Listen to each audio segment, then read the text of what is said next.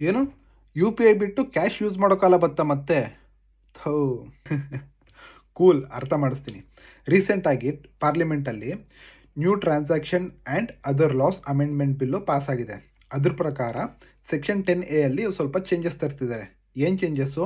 ಇವಾಗ 2020ರಿಂದ U P I transaction ಮೇಲೆ ಫುಲ್ ಕಂಪ್ಲೀಟಾಗಿ ಫ್ರೀ ಇತ್ತು ನಮಗೆ ಮತ್ತು ಮರ್ಚೆಂಟ್ಗಳಿಗೆ.